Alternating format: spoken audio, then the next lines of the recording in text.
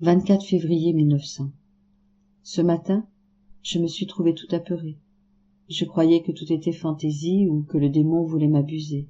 C'est pourquoi je détestais tout ce que je voyais, et j'étais mécontente. J'ai vu que le confesseur priait Jésus de renouveler en moi les douleurs de la crucifixion, et j'ai essayé de résister. Au commencement, Jésus béni le toléra ainsi, mais parce que le confesseur insistait, il me dit « Ma fille, manquerons-nous réellement à l'obéissance cette fois-ci? Ne sais-tu pas que l'obéissance doit sceller l'âme et la rendre malléable comme la cire, de telle façon que le confesseur puisse lui donner la forme qu'il veut ?» Alors, ne s'occupant pas de mes résistances, il me fit partager les douleurs de la crucifixion, et ne pouvant plus résister aux commandements de Jésus et du confesseur, car je ne voulais pas consentir, de peur que ce ne soit pas de Jésus, j'ai dû m'abandonner à la souffrance. Que Jésus soit toujours béni, et que toutes les créatures le glorifient, en toutes choses et toujours. 24 février 1902. La maman reine parle à Louisa de ses souffrances. Jésus continue de parler sur le divorce.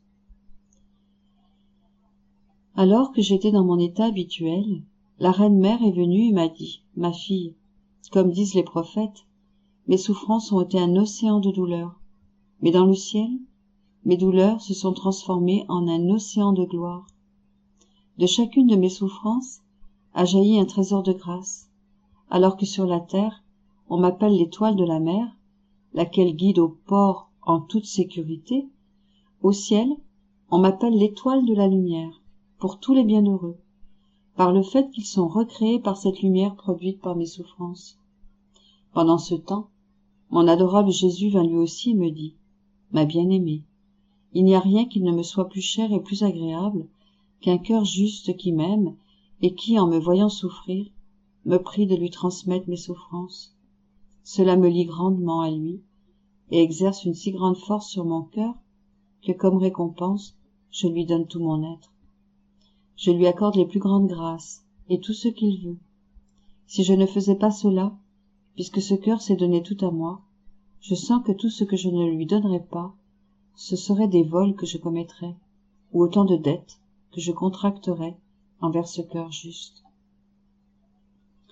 Ensuite Jésus me transporta hors de mon corps et me dit « Ma fille, il y a certaines offenses, comme j'en ai reçu plusieurs aujourd'hui, qui dépassent de bien loin les souffrances, même que j'ai souffertes durant ma passion.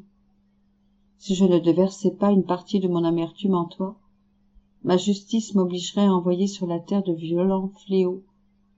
Permets-moi donc d'en déverser un peu en toi. » Ensuite, je ne sais comment, il déversa en moi une partie de son amertume.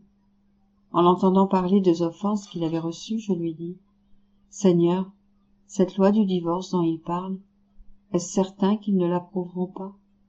Jésus répondit « Pour maintenant, c'est certain, mais plus tard, dans 5, 10 ou 20 ans, ou soit quand je te suspendrai comme victime, ou soit quand je déciderai de t'appeler au ciel, ils pourront le faire. Mais le prodige d'enchaîner leur volonté de les confondre pour maintenant, je l'ai fait. Si tu savais la rage qui habite les démons et ceux qui veulent cette loi, ils tenaient pour acquis de pouvoir en obtenir l'approbation. Et leur rage est si grande que s'ils le pouvaient, ils détruiraient n'importe quelle autorité et feraient des massacres partout. Alors, pour amoindrir cette rage et pour empêcher en partie ces massacres, veux-tu t'exposer un peu à leur fureur? Je répondis oui, pourvu que tu viennes avec moi. Ainsi, nous sommes allés dans un endroit où se tenaient des démons et des gens qui paraissaient furieux, enragés et comme fous. Dès qu'ils m'ont vu, ils ont couru vers moi comme des loups. L'un me battait, un autre me déchirait la peau. Ils auraient voulu me détruire, mais ils n'en avaient pas le pouvoir. Quant à moi, bien que j'ai beaucoup souffert, je ne les craignais pas, parce que j'avais Jésus avec moi. Après cela, je me suis retrouvée dans mon corps, comme rempli de beaucoup de souffrances. Que le Seigneur soit toujours béni. 24 février 1905. L'humilité est une fleur sans épines. Ce matin, dès que Jésus béni vint, il me dit « Ma fille, l'humilité est une fleur sans épines. Étant sans épines, on peut la prendre dans sa main, l'étreindre, ou la mettre où l'on veut, sans craindre d'être incommodé ou de se piquer. On peut en faire ce que l'on veut. Elle renforce et éclaircit la vue et se maintient sans épines. 24 février 1910. Difficulté de Louisa à manifester son intérieur à son confesseur. Ce matin à la communion, je me plaignis à Jésus de ne plus être capable de manifester mon état à celui à qui je dois le faire. Oui, souvent, quand je me sens rempli de Jésus, j'ai le sentiment de le toucher partout. Même en me touchant moi-même, je touche Jésus. Mais je ne sais pas comment en parler. Je voudrais pouvoir me perdre en Jésus dans le silence le plus strict. Et quand on me presse de parler de cela, oh, quel effort je dois y mettre! Je me sens comme un enfant qui a beaucoup sommeil et qu'on veut réveiller de force. Il fait des histoires. Je disais donc à Jésus, « Tu m'as départi de tout, de tes souffrances, de tes faveurs, de ta voix harmonieuse, douce et suave. Je ne me reconnais plus dans ce que je suis devenu. Si tu me fais comprendre quelque chose, c'est tellement dans les profondeurs de mon être que ça n'arrive pas à monter à la surface. Dis-moi, ma vie, que dois-je faire ?» Il me répondit, « Ma fille, si tu me possèdes, tu possèdes tout, et cela te suffit. Si tu te sens rempli de moi, c'est signe que je te garde dans la maison de ma divinité. Si une riche personne admet un pauvre chez elle, elle lui donne tout ce qui lui est nécessaire, même si elle ne lui parle pas tout le temps, ou ne le caresse pas. Autrement, ce serait un déshonneur pour elle. Et ne suis-je pas plus que cette personne riche? Par conséquent, calme-toi, et essaye de manifester ce que tu peux à ton confesseur. Pour le reste, abandonne tout à mes soins. 24 février 1912. L'âme qui vit dans la divine volonté perd son tempérament et acquiert celui de Jésus. Après avoir vu plusieurs âmes auprès de Jésus, dont une qui était plus sensible, Jésus me dit, « Ma fille, quand une âme d'un tempérament plus sensible commence à faire le bien, elle progresse plus rapidement que les autres, parce que sa sensibilité la guide vers des entreprises plus grandes et plus ardues. Je priais pour qu'il enlève de cette âme ces restes de sensibilité humaine et qu'il la serre davantage sur lui en lui disant qu'il l'aime, car il la conquerrait complètement aussitôt qu'elle comprendrait qu'il l'aime. Tu verras que tu réussiras, lui dis-je. Ne m'as-tu pas gagné de cette manière, en me disant que tu m'aimais beaucoup, beaucoup? Jésus me dit, oui, oui, je le ferai, mais je veux sa coopération, qu'elle s'échappe autant que possible des personnes qui excitent sa sensibilité. Je lui demandai, mon amour, quel est mon tempérament, dis-moi? Il répondit, l'âme qui vit dans ma volonté perd son tempérament et acquiert le mien. On trouve en elle un tempérament attrayant, plaisant, pénétrant, digne et d'une simplicité enfantine. En somme, elle me ressemble en tout. Elle domine son tempérament comme elle le veut et comme c'est nécessaire. Puisqu'elle vit dans ma volonté, elle possède mon pouvoir et ainsi elle dispose de tout et d'elle-même. Selon les circonstances et les personnes qu'elle rencontre, elle prend mon tempérament et elle en dispose. Je repris. Dis-moi, me donneras-tu une première place dans ta volonté? Jésus sourit. Oui, oui, je te le promets. Je ne te laisserai jamais hors de ma volonté, et tu prendras et feras tout ce que tu voudras. J'ajoutais, Jésus, je veux être pauvre, pauvre, petite, petite. Je ne veux rien, pas même de tes propres choses. C'est mieux si tu les gardes toi-même. Je ne veux que toi, et si j'ai besoin de quelque chose, tu me le donneras, n'est-ce pas, ô Jésus? Il répondit, bravo, bravo, ma fille. Finalement, j'ai trouvé quelqu'un qui ne veut rien.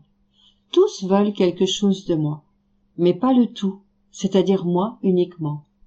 Toi, en ne voulant rien, tu veux tout. Voilà la finesse et l'astuce du véritable amour. Je souris et il disparut. 24 février 1917. Communier à la manière de Jésus. Ayant reçu la communion, je pressai Jésus sur mon cœur en lui disant « Ma vie, comme j'aimerais faire ce que tu fis lorsque tu t'es reçu toi-même dans le sacrement de l'Eucharistie, afin que tu trouves en moi tes propres contentements, prières et réparations. Mon aimable Jésus me dit, ma fille, dans le petit cercle de l'hostie, j'ai tout enclos. J'ai d'abord voulu me recevoir moi-même pour que le Père soit glorifié dignement, et aussi pour que, par la suite, les créatures puissent recevoir un Dieu. Dans chaque hostie se trouvent mes prières, mes remerciements et tout ce qui est nécessaire à la glorification du Père. Il se trouve aussi tout ce que les créatures doivent faire pour moi. Chaque fois qu'une créature communie, je continue en elle mon action, comme si je me recevais moi-même. L'âme doit se transformer en moi, faire sien ma vie, mes prières, mes gémissements d'amour et mes souffrances, et aussi mes battements de cœur enflammés, aptes à enflammer toutes les âmes. Quand en communiant, une âme refait ce que je fis, je me sens comme si je me recevais moi-même, et je reçois une complète gloire, de divin contentement, ainsi que des déversements d'amour qui me conviennent. 24 février 1919.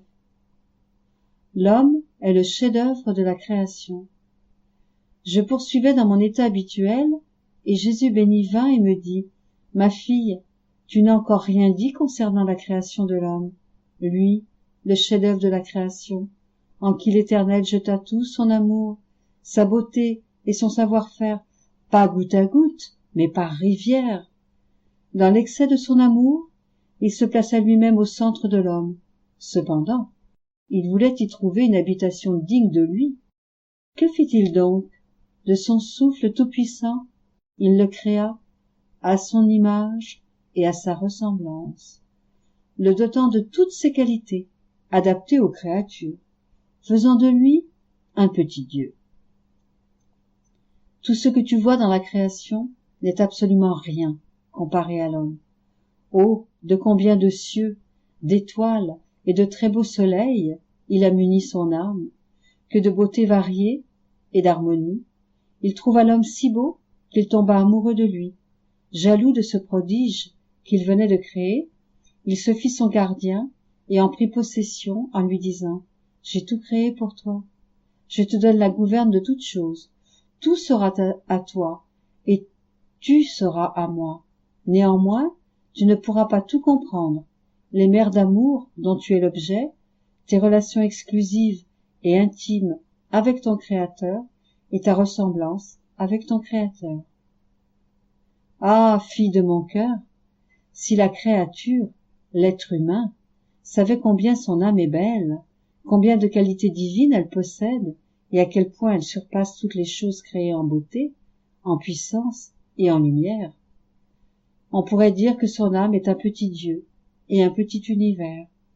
Oh, si elle comprenait cela, combien s'apprécierait-elle davantage et ne se salirait-elle pas par le péché, elle, une beauté si rare, un prodige si représentatif de la puissance créatrice.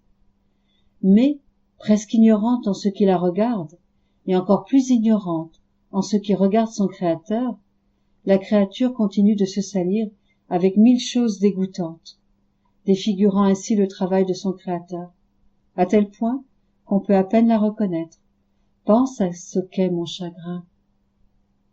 Entre dans ma volonté et viens avec moi, devant le trône de l'Éternel, te substituer à tous tes frères si ingrats, et poser à leur place les actes de reconnaissance qu'ils devraient adresser à leur Créateur.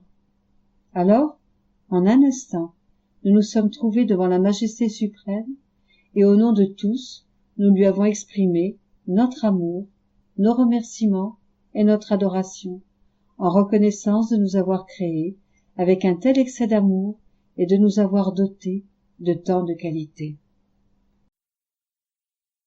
24 février 1922.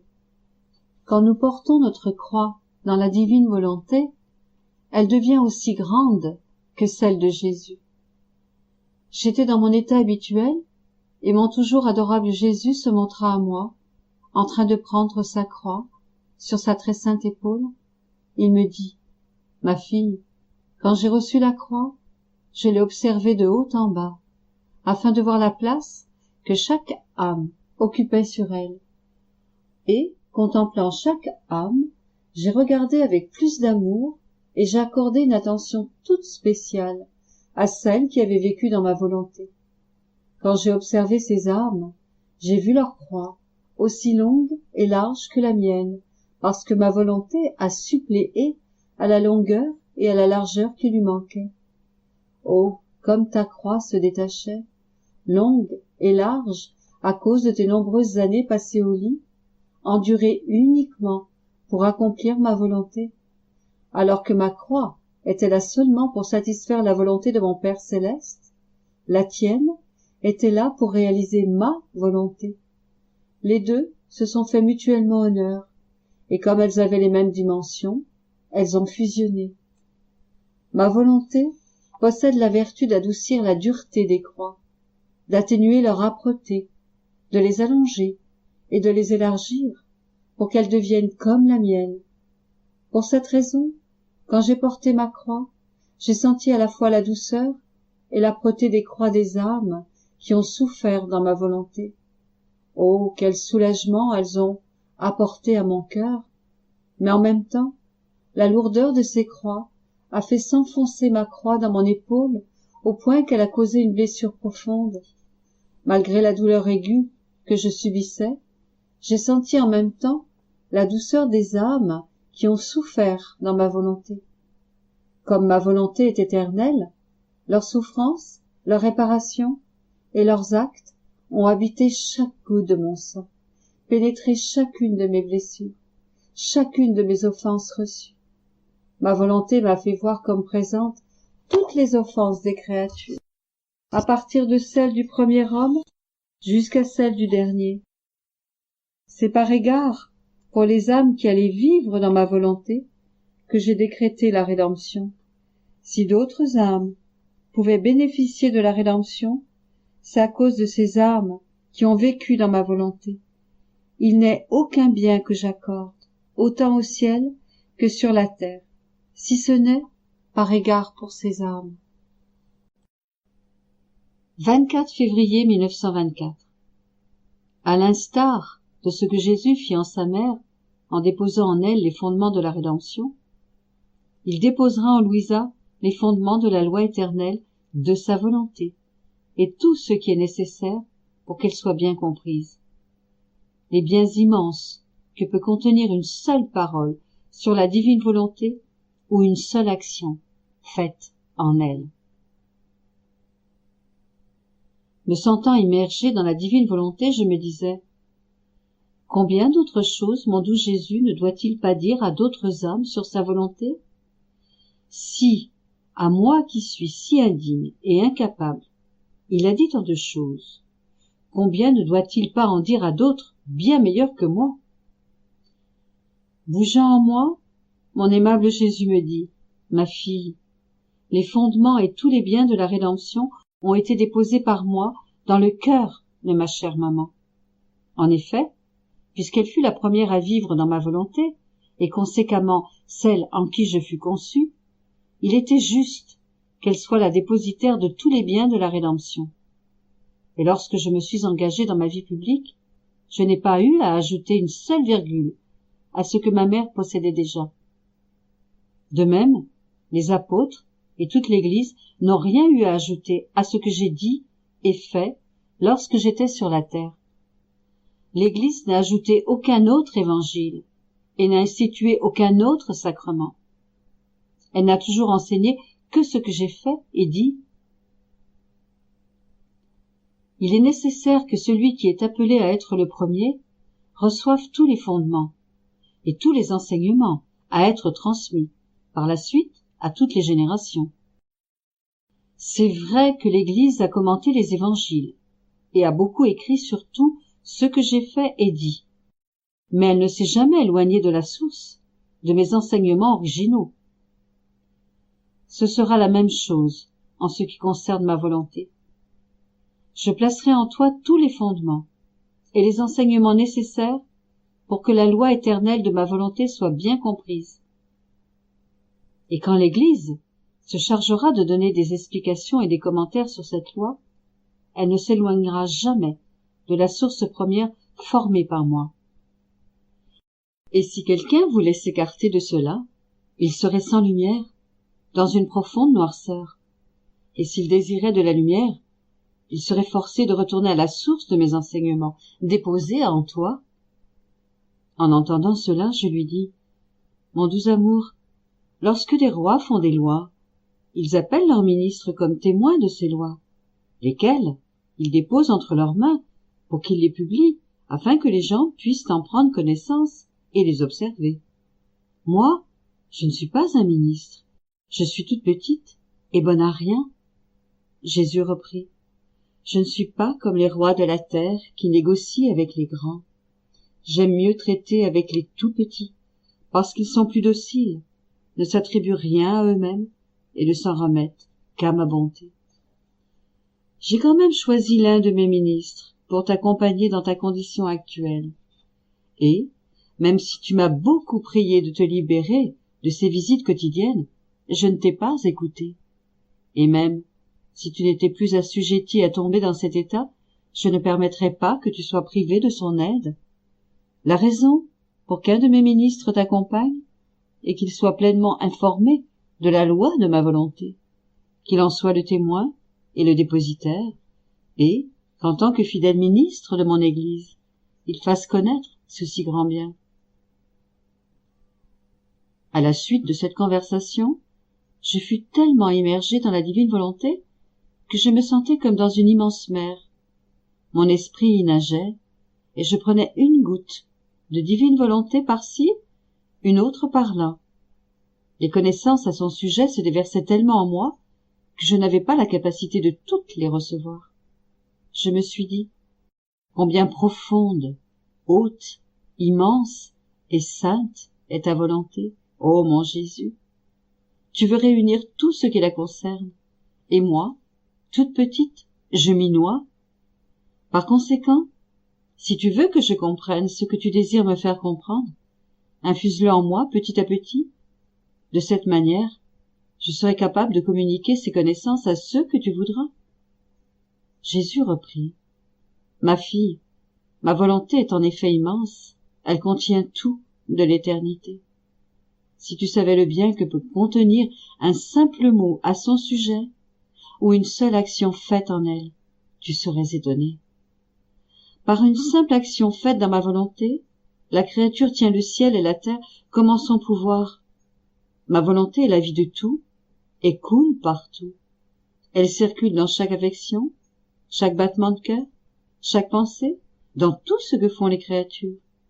Elle coule dans chaque acte du Créateur, dans chaque bien que je fais, dans la lumière que j'envoie à l'intelligence, dans le pardon que j'accorde, dans l'amour que je donne, dans les âmes que j'enflamme, dans les bienheureux que je béatifie. En tout, il n'est aucun bien émanant de moi qui n'ait aucun point d'éternité où ma volonté ne coupe pas au moins une petite place.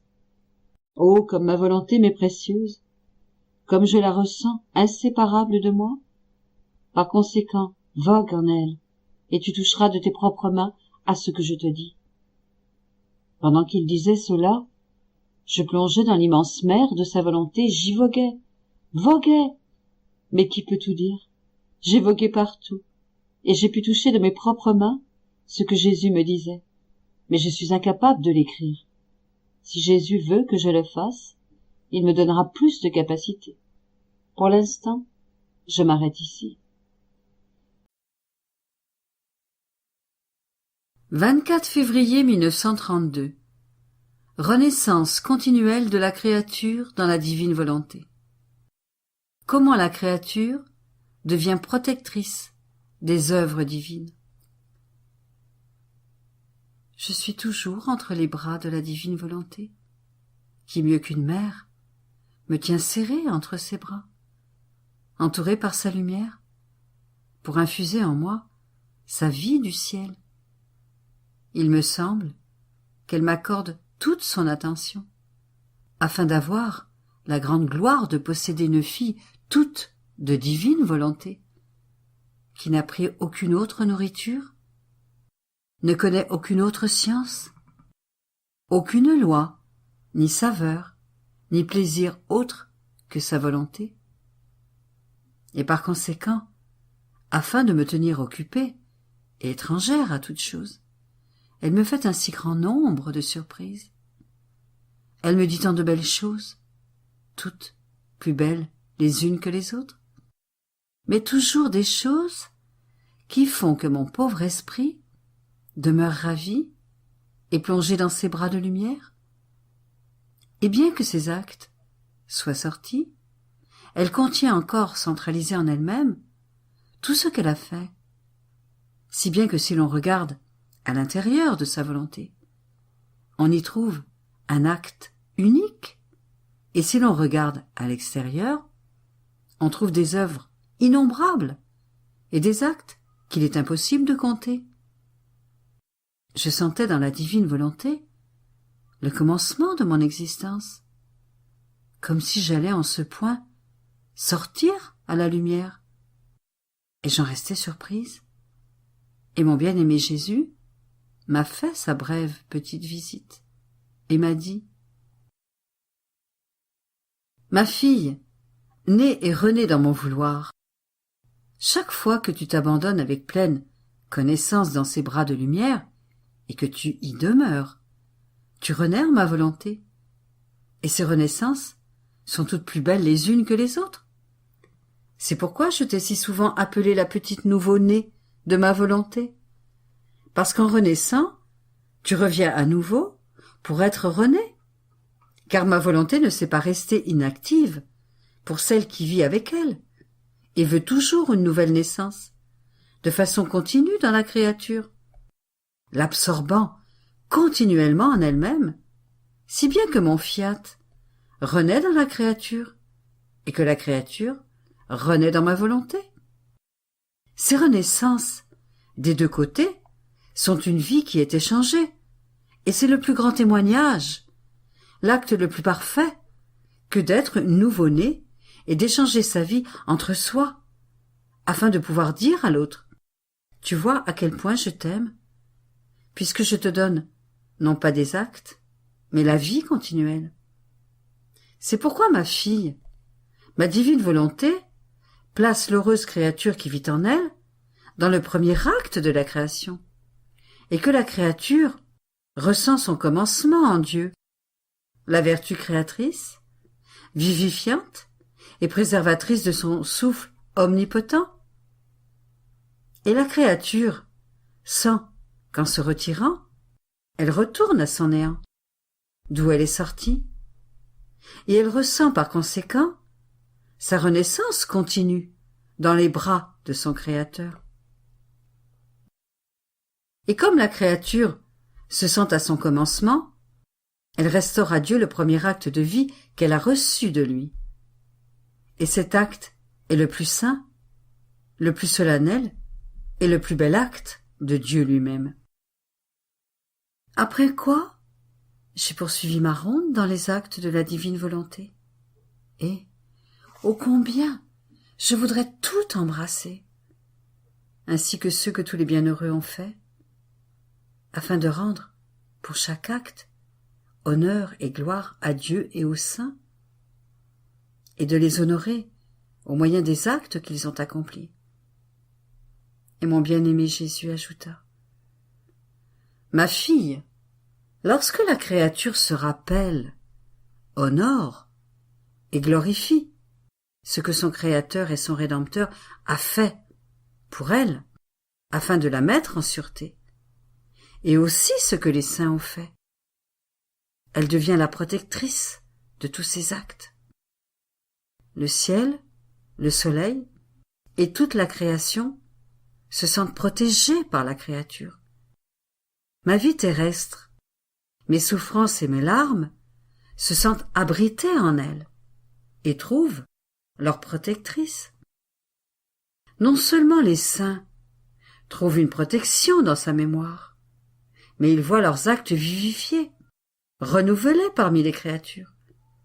Bref, ils sentent que la vie est rendue à leurs actes.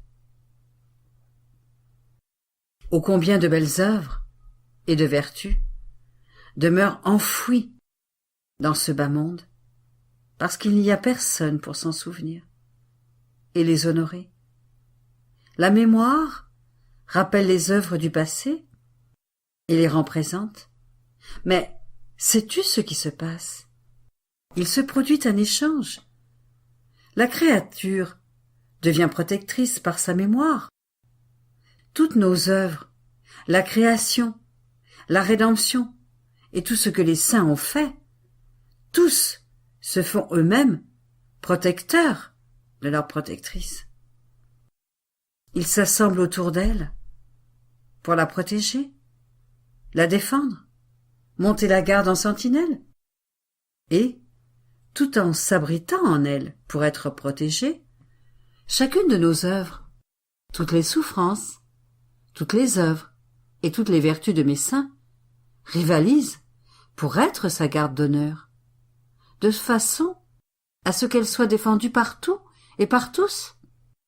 Et il n'est pas de plus grand honneur que tu puisses rendre lorsque tu demandes avec chaque acte le royaume de la divine volonté.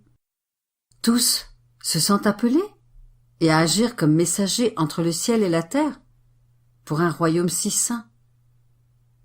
Tu dois savoir que tout dans le passé, le présent et l'avenir, tout doit servir pour le royaume du divin fiat. Lorsque ta mémoire demande ce royaume au moyen de nos œuvres, des vertus et des actes de chacun, tous se sentent mis au service de ma volonté et prennent leur fonction et leur place d'honneur, si bien que tes tournées sont nécessaires, parce qu'elles servent à préparer le royaume de la divine volonté. Par conséquent, sois attentive et continue. 24 février 1933. Le céleste fermier et le semeur humain. L'immobilité des voies divines. À quoi servent les souffrances et les contradictions? Mon petit esprit était totalement occupé par les nombreuses vérités que mon bienheureux Jésus m'avait manifestées sur la divine volonté. Chacune se présentait à moi comme un divin prodige, toutes distinctes les unes des autres, non de la terre, mais du ciel, et toutes dans l'acte de se livrer à l'assaut de la créature, pour se communiquer à elle et la transformer en leurs merveilleuses vertus, toutes célestes et divines. En même temps, je me disais, ce sont des vérités divines et célestes, aimables, pénétrantes, remplies de lumière et de sainteté, et en qui ne se trouve pas même l'ombre de ce qui est humain. Et pourtant, il en est encore qui, en lisant ces vérités, auraient des doutes et de la difficulté. Et tu le sais, ô Jésus, car tu sais tout. Je me sentais tout oppressée et je soupirais après mon doux Jésus, pour lui dire ma peine. Et lui, me surprenant, me dit « Ma bonne fille, ne t'afflige pas à cause de cela. Tu dois savoir que pour connaître une vérité, il faut l'aimer. C'est l'amour qui donne de l'appétit. L'appétit donne la saveur, et la saveur aiguise la faim pour manger tout son soûl et bien mâcher la substance de la nourriture que sont précisément mes vérités. La mastication facilite la digestion, de sorte que la possession du grand bien que l'on possède est ressentie, et elle produit ma vérité. Ainsi, les doutes et les difficultés qui surviennent fondent comme neige sous les rayons d'un soleil brûlant. Mais si ces vérités ont à peine fleuri et n'ont pas été consommées par une profonde étude et avec un amour qui génère l'appétit, pourquoi s'étonner qu'il se lève des doutes et des difficultés? Oh, au lieu de juger ces vérités, il aurait été préférable de dire « Cette nourriture n'est pas pour nous, nous n'avons pas la volonté de la manger. » Mais il est bien connu que mes vérités trouvent place dans les cœurs simples, plutôt que chez les savants. Cela s'est passé dans ma rédemption. À ma grande tristesse, aucun des sages et des intelligents ne m'a suivi, mais les pauvres, les ignorants et les cœurs simples sont venus. Tu dois savoir que mes vérités sont des semences que moi, céleste fermier, je continue à semer dans les âmes. Et si je sème, je suis certain de récolter les fruits. Souvent, il m'arrive d'être comme le pauvre semeur qui jette sa semence sur la terre et, faute d'humidité, la terre n'est pas capable de consommer la semence pour l'absorber et la convertir en sol, pour faire sortir la substance de la semence qu'elle a absorbée et produire 10, 20 ou 100 fois plus.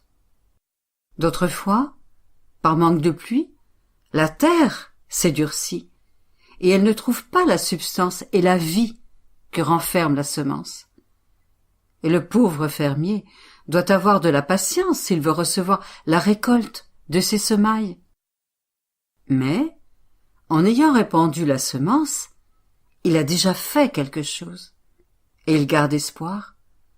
Qui sait, la pluie pourrait donner l'humidité à la terre, qui, possédant la substance de la semence, ferait sortir ce que le fermier a planté. Ou, en rendant la terre moins dure, pourrait la stimuler et lui donner le moyen de reproduire la semence. Ainsi, bien que la terre ne produise pas immédiatement la multiplicité de la semence qu'elle a reçue, le temps, les circonstances et la pluie peuvent produire une abondante récolte, à laquelle le semeur ne s'attendait pas. Or, si le fermier, malgré toutes les difficultés de la terre, peut espérer recevoir une abondante récolte, moi, céleste fermier, je pourrais bien plus encore, après avoir semé tant de semences de céleste vérité dans les profondeurs de ton âme, emplir le monde entier de ce que je récolterai? Veux-tu croire qu'à cause des doutes et des difficultés de quelques-uns, qui sont comme une terre sans humidité, durcie et desséchée, je n'aurai pas une abondante récolte? Ma fille, tu te trompes. Les temps, les gens et les circonstances vont changer. Et ce qui semble noir aujourd'hui pourrait paraître blanc demain. Parce que bien souvent, les choses sont vues selon les dispositions dans lesquelles on se trouve, et en fonction de la vision à court ou à long terme que possède l'intellect. Pauvres créatures, elles sont bien à plaindre, mais tout est dans le fait que j'ai déjà semé. La chose la plus importante, la plus substantielle et la plus intéressante était de manifester ma vérité. Si j'ai fait mon travail, la chose principale est déjà en acte. J'ai trouvé ta terre où déposer la semence. Le reste suivra. Les doutes, les difficultés et les souffrances auront la même utilité que le bois et le feu pour le fermier qui prépare la récolte, qu'il a engrangée pour en faire sa nourriture. De la même manière, ces doutes, ces difficultés et ces souffrances nous sont utiles, à toi et à moi, comme des soleils qui font mûrir mes semences dans leur cœur, pas seulement avec des paroles, mais comme le bois et le feu qui, avec le sacrifice de sa propre vie, préparera et convertira cette récolte en le plus doux des aliments pour en nourrir les créatures. Ma fille, lorsque je suis venue sur la terre, si j'avais tenu compte de ce qui se disait sur moi et des contradictions en vérité que je manifestais, je n'aurais ni formé ma rédemption, ni manifesté mon évangile. Et pourtant, ceux qui étudiaient les Écritures et enseignaient la religion au peuple étaient de la classe noble et parmi les plus savants. Je les ai laissés parler, et avec amour et une invincible patience. J'ai supporté leurs continuelles contradictions et les souffrances qu'ils me causaient. et cela m'a servi de bois, pour me brûler et me consumer sur la croix, par amour pour eux et pour tous. Aujourd'hui encore, si je voulais faire attention à ce qui s'est dit sur les vérités de ma divine volonté, j'aurais voulu mettre fin aux manifestations et aux desseins que je veux accomplir en les manifestant.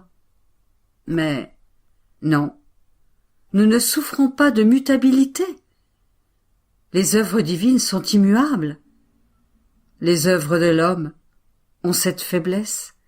Ses actes dépendent de l'appréciation des autres, pas les nôtres.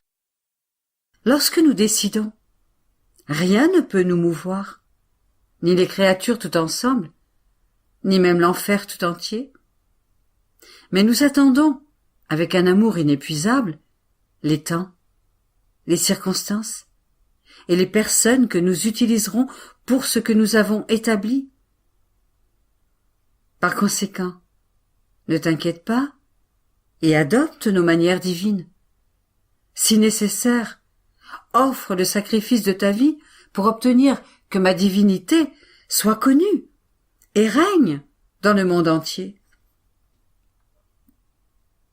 Mon doux Jésus garda le silence, et je continuai à penser à l'impossibilité de faire régner la divine volonté sur la terre comme au ciel. Jésus soupira et ajouta: Ma bienheureuse fille, ce qui est impossible aux hommes est possible à Dieu. Et s'il était impossible que ma volonté puisse régner sur la terre comme au ciel, ma totale bonté paternelle n'aurait pas enseigné la prière du Notre Père. Pourquoi prier pour des choses impossibles?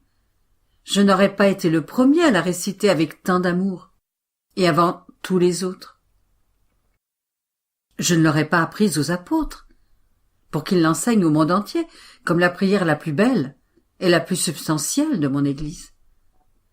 Je ne veux pas des choses impossibles, et je ne les demande pas non plus des créatures.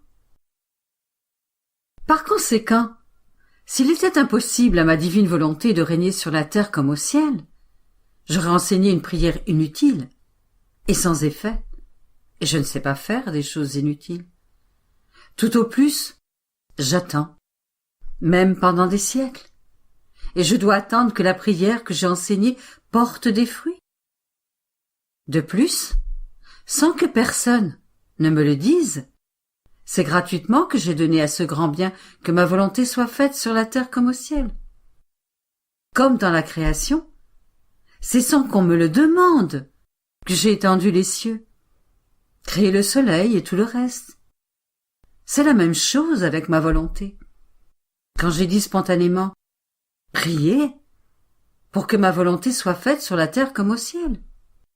Et lorsqu'il est dit spontanément « Priez » pour que cela arrive, sans que personne ne me le demande, cela signifie que dans mon omniscience, j'ai d'abord considéré toute chose et bien réfléchi à toute chose. Par conséquent, lorsque j'ai vu que cela était possible, j'ai décidé d'enseigner le Notre Père, voulant que la volonté humaine s'unisse à la nôtre pour demander avec ardeur que notre volonté règne sur la terre comme au ciel. Ainsi, tout ce que j'ai manifesté sur ma volonté est contenu dans ces mots. Que votre volonté soit faite sur la terre comme au ciel. Ces quelques paroles contiennent des abîmes de grâce, de sainteté, de lumière, de communication et de transformation divine entre le Créateur et la créature. Ma fille, c'est cela le don que moi, ton Jésus, j'ai fait aux générations humaines, en accomplissement de ma rédemption. Mon amour n'était pas encore satisfait, mes souffrances ne m'apportaient pas pleine satisfaction.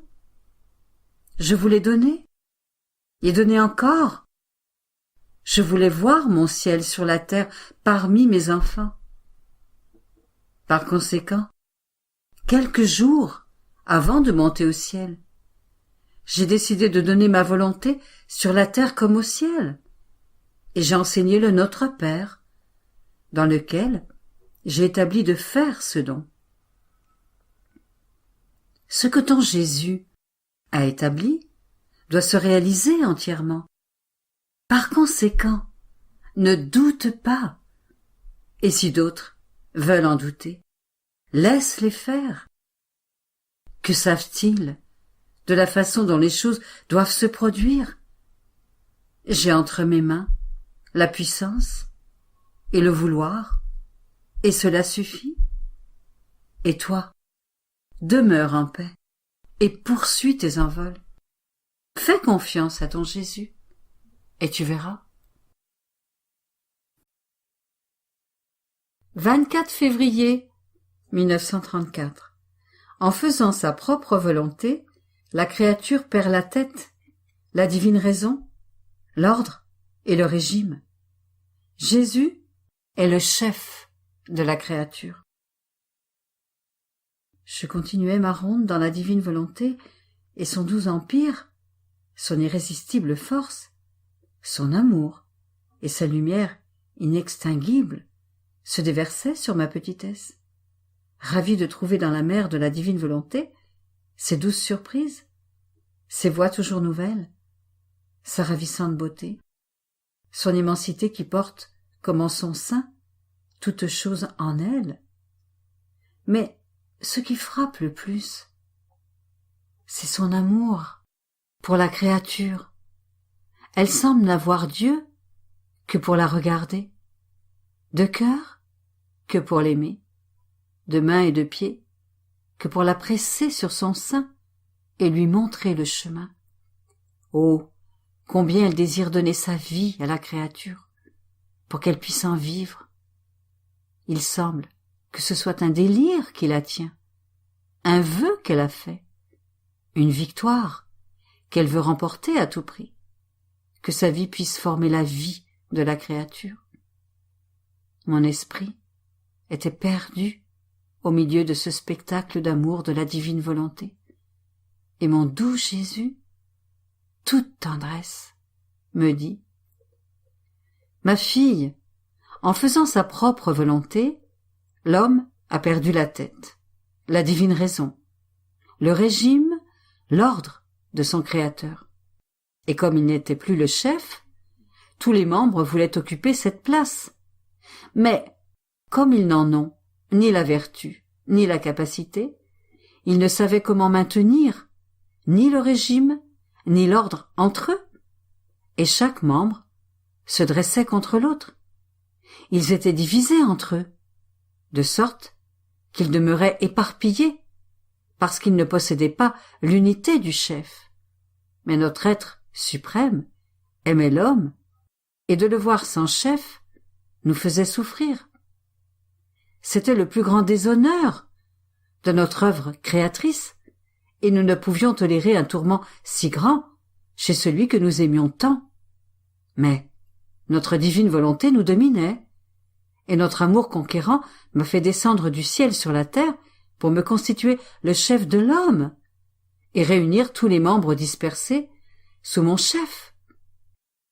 Et les membres ont acquis le régime, l'ordre, l'union et la noblesse du chef, de sorte que mon incarnation, tout ce que j'ai fait et souffert, et ma mort elle-même, n'était rien d'autre que ma façon de partir à la recherche de ces membres éparpillés, afin de communiquer, en vertu de mon chef divin, la vie, la chaleur et la résurrection à des membres morts, pour faire de toutes les générations humaines un corps unique sous mon chef divin.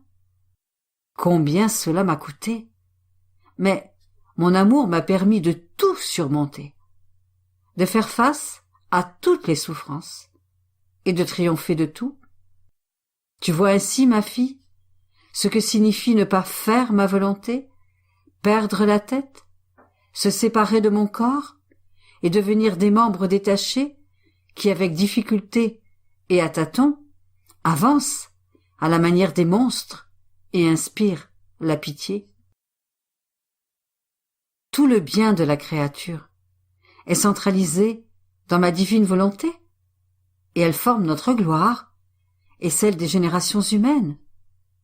C'est notre délire et notre promesse d'obtenir que par l'amour et des sacrifices inouïs, la créature vive dans notre volonté. Par conséquent, sois attentive et contente, ton Jésus. 24 février 1935. La raison est l'œil de l'âme, la lumière qui fait connaître la beauté de ses bonnes œuvres, les droits de la divine volonté. Comment il n'y a pas en elle des intentions, mais des actes? Je suis toujours entre les bras de la divine volonté, et dans l'immense amertume des privations de mon doux Jésus. Plus qu'une mer, elle inonde ma pauvre âme. Sa lumière est inaccessible, et je ne peux ni l'enclore dans mon âme, ni la comprendre. Mais elle ne me quitte jamais, et surmontant la mer de mon amertume, elle s'en sert comme d'une victoire sur ma pauvre volonté humaine. Ma bienheureuse fille, tu dois savoir que nous avons doté la créature de raison, pour qu'elle puisse connaître le bien et le mal dans les actes qu'elle accomplit. Si son acte est bon, elle en gagne un nouveau mérite, une nouvelle grâce, une nouvelle beauté et une plus grande union avec son Créateur. S'il est mauvais, elle en reçoit une souffrance qui lui fait ressentir sa faiblesse et la distance qui la sépare de celui qui l'a créée. La raison est l'œil de l'âme, et la lumière qui parvient jusqu'à la créature lui fait voir la beauté de ses bonnes œuvres, le fruit de ses sacrifices. Et lorsque la créature fait le mal, la raison sait comment la déchirer. La raison possède cette vertu que si la créature agit bien, elle se sent au poste d'honneur et maîtresse d'elle-même, et à cause du mérite qu'elle acquiert, elle se sent forte et en paix. Si elle fait le mal, la créature se sent confuse et esclave de ses propres maux. Mais lorsqu'elle accomplit de bons actes dans ma divine volonté, en vertu de la raison qu'elle possède, nous lui donnons le mérite des actes divins. Ce mérite lui est donné en fonction de ses connaissances. Et si la volonté humaine veut œuvrer dans la nôtre, elle s'élève tellement qu'elle ne reste plus dans les profondeurs des actions humaines, bien que bonne, mais elle entre dans le divin vouloir et imprègne son acte comme une éponge de sa lumière, de sa sainteté et de son amour, si bien que son acte disparaît dans le nôtre et que c'est notre acte divin qui réapparaît. Et comme la créature perd tout prestige humain dans notre divine volonté, on croit que la créature elle-même ne fait rien. Mais cela n'est pas vrai. Lorsque ma volonté travaille, c'est en vertu du fil de la volonté humaine qu'elle a reçu dans ses mains et qui forme son prestige et ses conquêtes sur les actes de la créature. Et la raison humaine abandonne les droits qu'elle a reçus en hommage à ma volonté. Et cela, c'est plus que faire quelque chose. Parce que Dieu reçoit alors l'échange du plus beau des dons qu'il a fait à la créature, c'est-à-dire la raison et la volonté. La créature nous donne avec cela tout ce qu'elle peut nous donner. Elle nous reconnaît, elle se renonce elle-même, elle nous aime d'un très pur amour, et notre amour est tel que nous la revêtons de nous-mêmes. Nous lui donnons nos œuvres, de telle sorte que la créature ne peut plus rien faire sans notre volonté. Et notre bonté est si grande que même lorsque la créature fait le bien humainement, nous lui en donnons le mérite humain, parce que nous ne laissons jamais sans récompense un seul acte de la créature. On peut dire que nous gardons les yeux fixés sur elle, afin de voir ce que nous pourrions lui donner. Après quoi, il garda le silence, et je continuai à penser comment cette divine volonté a toujours l'œil sur nous et nous aime tant qu'elle ne nous quitte pas un seul instant. Lorsque mon doux Jésus reprit la parole. Ma fille, ma divine volonté est tout pour la créature. Sans ma volonté, elle ne pourrait pas vivre même une minute. Tous ses actes, ses mouvements et ses pas lui viennent de ma volonté, et la créature les reçoit sans savoir d'où ils viennent, ni qui lui donne la vie. C'est pourquoi beaucoup ne pensent pas à tout ce que ma volonté fait pour elle, et ne lui accordent pas les droits qui lui sont dus.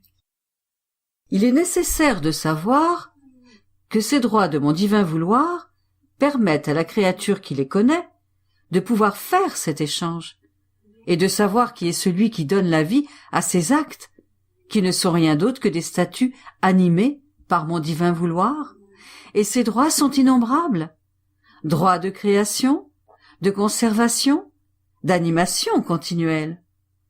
Tout ce que ma divine volonté a créé et qui sert au bien-être de l'homme constitue un droit. Par conséquent, le soleil, l'air, le vent, l'eau, la terre et toutes choses ont été créées par ma volonté et sont autant de droits qu'elle détient sur l'homme. De plus, ma rédemption, le pardon après le péché, ma grâce, le bienfait du travail, sont des droits plus grands encore que ma volonté a acquis sur la créature. On peut dire que la créature est façonnée par ma volonté, qui est cependant inconnue. Quelle souffrance de ne pas être reconnue! Mais afin d'avoir le triomphe, la vie de ma volonté dans la créature, il est nécessaire qu'elle sache ce que ma volonté a fait et continue de faire par amour pour les créatures, et quels sont ses justes droits. Lorsque la créature saura cela, elle se mettra en règle avec mon vouloir. Elle sentira qui forme sa vie, qui lui donne le mouvement et fait battre son cœur. Et en recevant de ma volonté la vie qui forme sa vie, elle lui rendra l'hommage, l'amour et la gloire avec cette vie même formée en elle, et ma volonté recevra ses droits. La créature rendra alors dans le sein de lumière de ma volonté tout ce qui lui appartient et qu'elle a donné avec tant d'amour à la créature. Bref, ma volonté sentira naître à nouveau dans ses bras celle qu'avec tant d'amour elle a créée. Oh, si tous pouvaient connaître les droits de ma volonté, son amour ardent et constant, qui est si grand que lorsque mieux qu'une mère, elle lui donne la vie et le jour, sa jalousie d'amour est si grande qu'elle ne la quitte pas un seul instant. Elle l'investit de tous côtés, au dedans comme au dehors, et bien que la créature ne le sache pas et ne l'aime pas, ma volonté continue, avec un héroïsme divin, à l'aimer et à être la vie et la source des actes de la créature. Ô ma volonté, toi seule es capable d'aimer avec un amour héroïque, fort, incroyable et infini, celle que tu as créée et qui ne te reconnaît même pas. Ingratitude humaine, que tu es grande! Il me semblait toucher de la main le grand amour du divin fiat, et je me disais, comment peut-on vivre en lui? Peut-être en ayant toujours l'intention de vivre en lui. Et mon aimable Jésus ajouta, ma bonne fille, il n'y a pas d'intention dans la vie dans ma divine volonté. Les intentions servent lorsque les actes ne peuvent pas être accomplis, parce que la créature ne possède pas la vertu de donner vie à tout le bien qu'elle veut faire. Et cela ne peut être qu'en dehors de la vie dans ma volonté. Je lui donne alors le mérite non pas d'un acte, mais d'une sainte intention. Mais il y a dans ma volonté la vertu vivifiante, active et opérative, de sorte qu'en tout ce que la créature veut faire, elle trouve celle qui forme la vie de ses actes. Elle sent la force vivifiante qui donne vie à ses actes et les convertit en œuvre.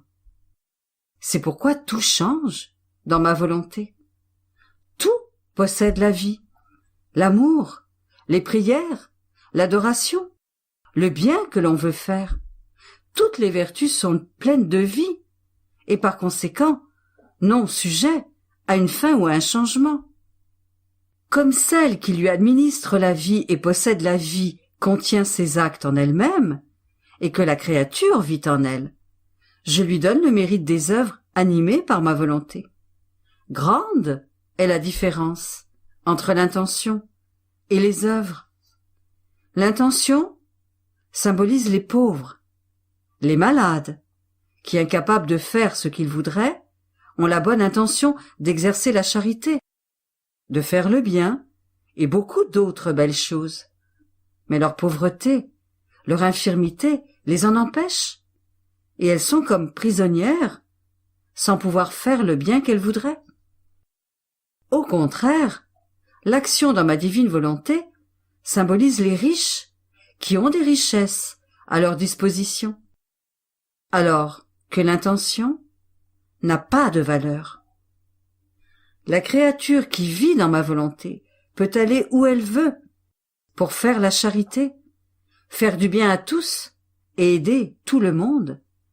Il y a tant de richesses dans ma volonté que la créature se perd en elle et peut prendre à pleine main tout ce qu'elle veut pour aider tout le monde, et en plus, sans cri et sans bruit, comme un rayon de lumière, elle offre son aide et se retire.